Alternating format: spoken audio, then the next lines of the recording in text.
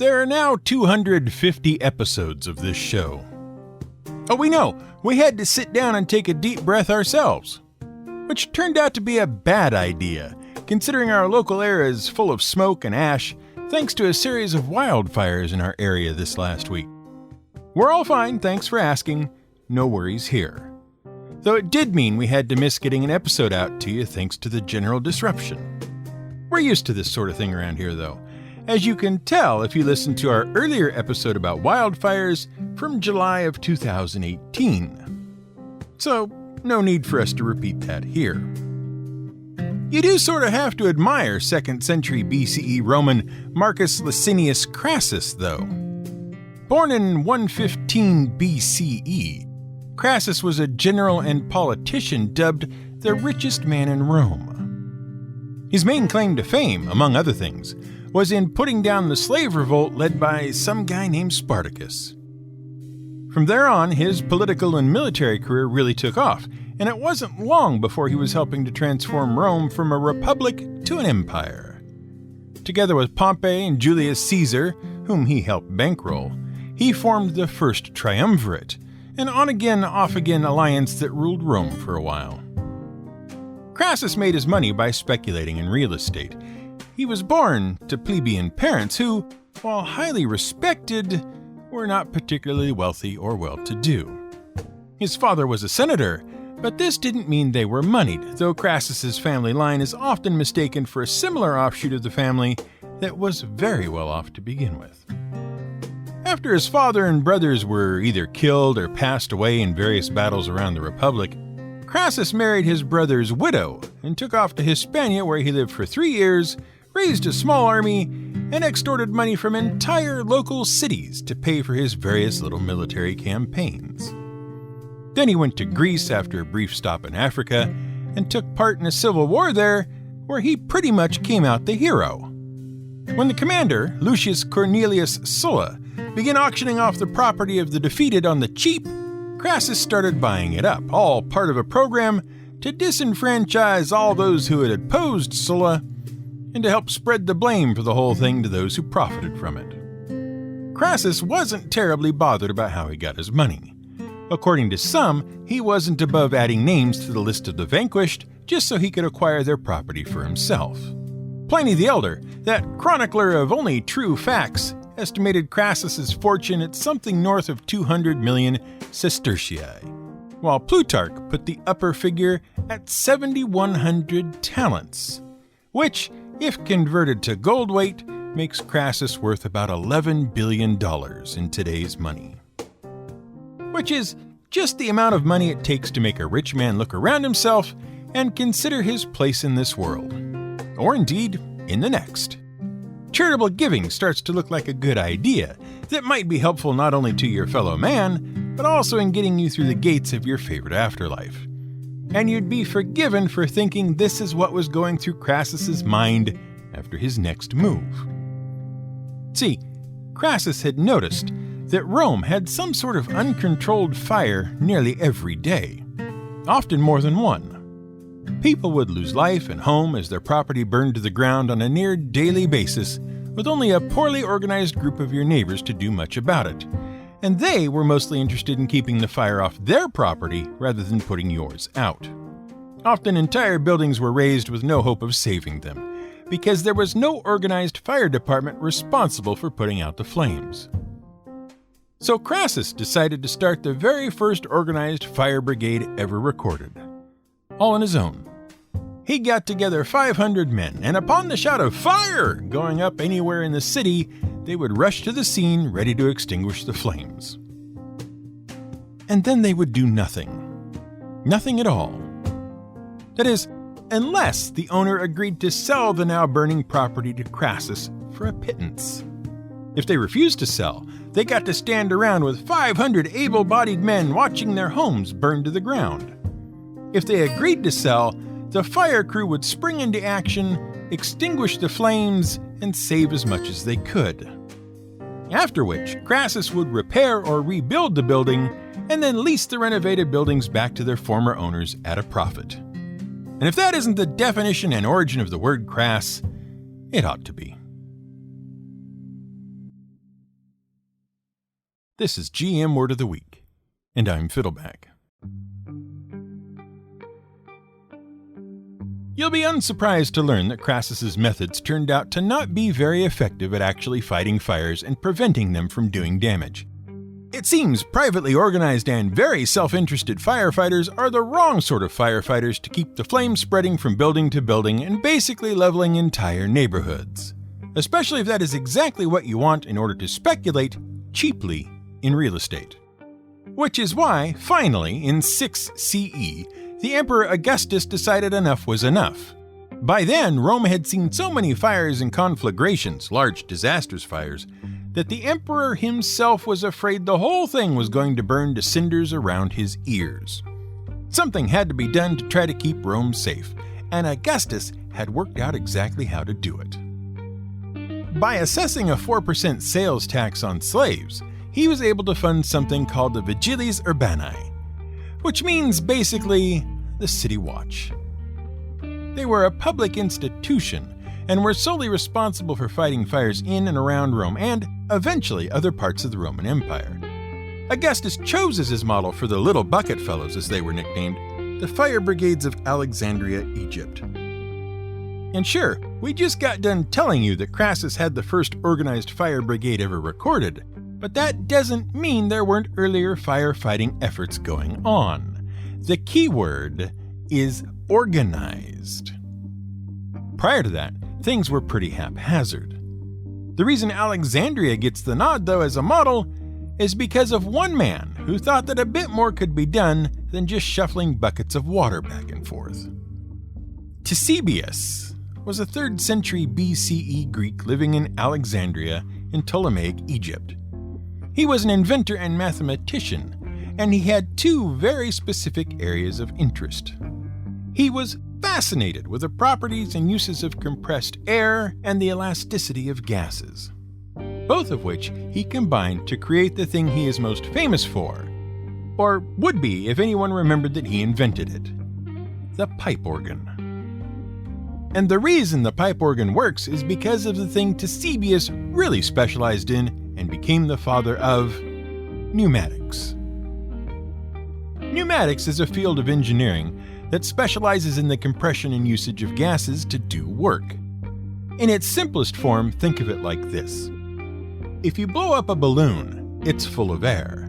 But importantly, it is full of air under pressure because the latex is constantly trying to return to its original size and shape, squeezing the air inside the balloon. This creates a certain amount of force, depending on the original size of the balloon and the amount of air in it. This force can be used to do work. Most of the time it's a weird squealing sound if you constrict the opening and let the air escape, but several children's toys also use balloons to cause them to move, like balloon-powered race cars and a balloon-powered propeller that flies into the air as the balloon returns to normal pressure. This is simple pneumatics. Compressed gases can do work. They can inflate tires, spray paint, run drills and jackhammers, and if routed through a series of tubes of different lengths with an opening cut into them that resonates with the flow, play music. Just like the weird squeaking noise you'd get from a deflating balloon when you pinch the opening just right. One of the other things Ctesibius discovered you can do with compressed air was put out fires. See, pretty much up to that point, firefighting had been conducted just as you imagine in your head when you think old-timey firefighting. Someone shouts fire, a bunch of people inside the burning house run out, and, along with the neighbors who don't want their house to burn, they make a line to the nearest horse trough and start passing buckets of water back and forth, mostly trying to keep the fire from spreading without much hope of actually extinguishing the flames. Well, along came Ctesibius, and he worked out that if you had, say, a sealed barrel of water that you placed 2 pipes into, and then blew or pumped air down one pipe, a jet of water would come out the other pipe as the air forced the water up and out. That was incredibly handy. But what made it really handy was the next step. If you connected things up properly and rapidly moved the lid up and down inside the barrel, you could cause a steady stream of water to shoot out of one pipe under air pressure and to flow in from the other pipe on the upstroke. All of a sudden, you had a water pump and nozzle that could be taken to and pointed at any convenient fire that might happen to be lying about. Now you could stop a fire, rather than just managing the damage, with the new fire pumps. This was one of the innovations that Augustus wanted to bring to the empire, updated and current equipment. Sure, there were still bucket brigades. That's how the City Watch got their nickname. But now there were also giant water syringes and fire pumps, and even fire engines. That's right, fire engines. See, it didn't take the Romans long to work out how to improve the basic fire pump by first making it larger, and second, making it more portable. Portable enough that it could bring some of its own water with it. They developed a double-action pump that was pulled by horses and sat in a small reservoir of water. When the pump showed up, it could set up immediately and start spraying water, while the bucket line changed from throwing water at the fire to throwing more water in the pump wagon to keep it going. And those weren't the only innovations of the City Watch, of course. There were at least 600 members of the Watch, and they were divided up and stationed in 7 watch houses throughout Rome. From these, they would patrol each of the 14 sectors of Rome at night, looking out for newly started fires. And since you already had healthy, responsible citizens out patrolling anyway, it wasn't long before the Watch became a de facto Roman police force, looking out for burglaries and other crimes at the same time. But all of these innovations essentially had to be rediscovered and re-implemented because so much was lost after the fall of Rome. It took a few hundred years for everyone to catch up again, but when they did, things really started to take off when it came to fighting fires. By the end of the medieval period, things were more or less back to where they had started, and fires could more or less regularly be extinguished before they razed entire buildings. Unfortunately, nothing could really stand up to the Great Fire of London in 1666. The fire burned for 4 days, having started in a bakery in the center of London. It reached temperatures in excess of 1,200 degrees and destroyed more than 13,000 homes. And as big as that tragedy was, the real problem was yet to come. See, no one was insured. As no doubt interesting as the complete history of insurance might be, we'll try to confine ourselves to just the relevant bits. The basic premise of insurance is this: things can be lost or destroyed. By taking out an insurance policy on those things, you are basically saying that you bet something will happen to them, while the person or company insuring you bets it won't. If you turn out to be wrong, you get to keep making the bet on the thing while your insurer keeps collecting your money. If your insurer turns out to be wrong, they agree to pay out a large sum of money to help replace or repair the thing. The more likely the thing being insured is to be lost or damaged, the more you have to pay to make the bet. And the harder it is to replace or repair the thing, the more you have to pay as well. So insurance companies make their money by knowing exactly how likely a thing is to be lost or damaged, and how hard it is to replace the thing, all while adjusting your bet and theirs accordingly. While the idea of insurance goes back to beyond recorded history, modern insurance really gets its start with sailing ships and the cargoes they carried. See, what used to happen was that you would load up your favorite sailing vessel with your favorite very expensive cargo and send it sailing off to be attacked by pirates, lost in a storm, sunk by your enemies, or wrecked on any one of the several thousand surprise rocks and reefs that are common in every ocean. Well, that's not what you sent it out to do. You sent it out to arrive at a different port where they needed what you had and you could make money off it. But as often as not, one of the other things happened instead, and you lost everything, including the money you had invested in the cargo.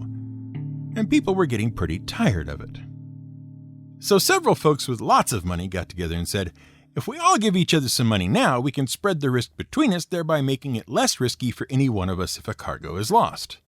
All the funds we've collected can go into a pool from which we can pay back any losses.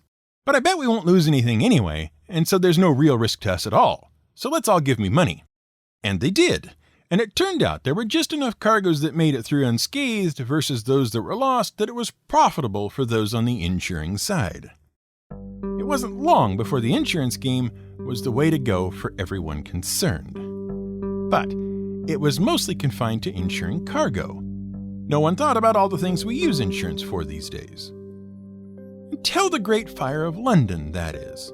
Suddenly, lots of people had losses they would rather have been insured against, and that included the people in charge of running and rebuilding what was left of London, which wasn't a whole lot. Everything had to come out of someone's own pocket if they wanted their homes, businesses, churches, and more back. But the Great Fire of London was a sort of once-in-a-lifetime event. Given the way architect Christopher Wren was rebuilding things, it was unlikely that such a catastrophic event would occur again. And a lot of people who hadn't previously been interested in things like insurance, had suddenly thought it would be really handy if someone else could help pay for all the damage. It suddenly looked very attractive to people with lots of money already to start up insurance companies that specialized in property insurance, fires in particular. Risk was low, interest was high. There was money to be made selling insurance to people who didn't want to lose everything again, and it seemed very unlikely that such a major event would repeat. You might lose the "oh no it won't" bet once in a while, but given the number of people who thought "oh yes it will" and wanted to be insured, any single minor event was unlikely to bankrupt the insurer.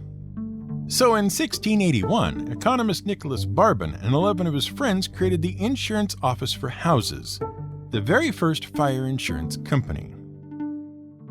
Nicholas Barbon was baptized as, and you should probably buckle in for this one, "If Jesus Christ had not died for thee, thou hadst been damned, barebone." And the only explanation for this is that he was born into a family that believed in a rather extreme form of Puritanism to a father with an equally quadruple-barreled hortatory name. When the Great Fire of London had finally been extinguished, Nicholas, who at some point wisely changed his name, decided there was more money to be made in the building trade than in his former vocation as a medical doctor and switched professions. His cavalier attitude to local laws and regulations, and a willingness to simply ignore the fact that perfectly fine buildings still existed in places he wanted to build so he just knocked them down, meant that he found it quite easy to rapidly build large tracts of housing and other buildings to the west of the City of London, and he swiftly became the most prominent London builder of his age. It wasn't until the lawyers at the Inns of Court, adjacent to Barbon's newest and most unauthorized get-rich-quick building scheme, Red Lion Square, objected, that he finally slowed down. A physical altercation broke out between the lawyers and the builders, including Barbon, and somehow the lawyers won. They then had warrants issued against the builders to prevent the construction from proceeding. That, combined with the collapse due to inadequate construction methods of several other Barbon projects, meant that Barbon was effectively stopped from developing any further. But that hardly bothered Barbon at all. By then he had made sufficient money to take an interest in insurance. In 1680 and 1681, he and 11 of his partners offered fire insurance to 5,000 brick and frame houses in London. So successful and profitable were the insurers that numerous other firms jumped on the fire and property insurance bandwagon, chasing their own fortunes. Many of these new fire insurance companies took a dim view of actual fire, as you might expect. To mitigate its effects, and to save themselves having to pay out more than they absolutely had to, the insurance companies began employing their own private firefighting forces. Subscribers to a particular company's insurance would receive a plaque they could hang on the insured building. In the event of a fire, a number of these private fire brigades would turn up at the scene and then do nothing, unless the burning house had their particular company's plaque on it. Otherwise, they just stood there and made sure the fire didn't spread to any houses in the area that did have their plaque on it. And houses with no plaque at all were almost completely ignored. Unless, of course, Sir or Madam would like to take advantage of our new policy we just happen to have on offer at this very moment for an extremely limited time. For quite a reasonable sum. So basically, Crassus all over again. Fortunately, it didn't take long for folks to realize why this wasn't such a hot idea. Or perhaps too hot an idea. In any case, the insurance companies quickly got together and decided that for the benefit of everyone involved, it was far better to pool their resources and establish continually staffed locations throughout the city that were well equipped with all the latest gear, who then made it a point to respond to every fire in their area and attempt to extinguish them all. Overall, it meant fewer losses to any one company and less chance of having to pay out in full for a complete loss of property. And so, the modern municipal fire brigade was launched, thanks to risk-adverse insurance companies. And thanks to Benjamin Franklin in colonial America, property insurance became popular. But in Franklin's view, it wasn't enough to simply offer insurance to anyone who came along looking for it. No, as far as he was concerned, some risks were too great, and no insurance should cover them. In particular, he noted how wooden-framed and poorly constructed houses were much more likely to be a total loss in case of fire. So, his handily named company, the Philadelphia Contributionship for Insurance of Houses from Loss by Fire, simply refused to insure them. Not only that, he expected the property owners to take some responsibility in helping to protect the insured structures. Certain standards had to be maintained in order to maintain the insurability of a property. Franklin's company, soon followed by others, would inspect the locations and instruct the owners about certain fire hazards and how to prevent them. And we've certainly had our share of encounters with fire over the years. 2 separate July 4ths were very exciting for all the wrong reasons for us. But fortunately, the fire departments involved were responsible and very capable. And in neither instance did they try to sell us insurance on the spot, nor offer to buy our property at a ridiculously low rate, for which we are grateful. And certainly, this latest spate of wildfires, evacuations, skies filled with smoke, and loss of house, home, and life is a stark reminder of what is at risk. But with the invention of property insurance, and the development of dedicated municipal firefighting forces staffed by competent, worthy people, that risk can be mitigated. And there's nothing crass about that at all.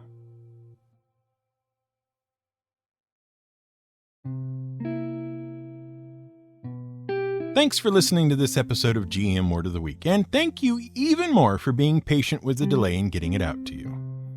And one more thanks to all of you who sent kind words and encouragement while we scrambled around last week. It was very much appreciated. That's it for today. Look for a new episode in just a few days to get us back on schedule. And thanks again. This episode was researched, written, and produced by Brian Casey. Music was provided by Blue Dot Sessions. When you've been in marketing as long as I have, you'll know that before any new product can be developed, it has to be properly researched. I mean, yes, we've got to find out what people want from fire. I mean, how do they relate to it? I mean, do people want fire that can be fitted nasally?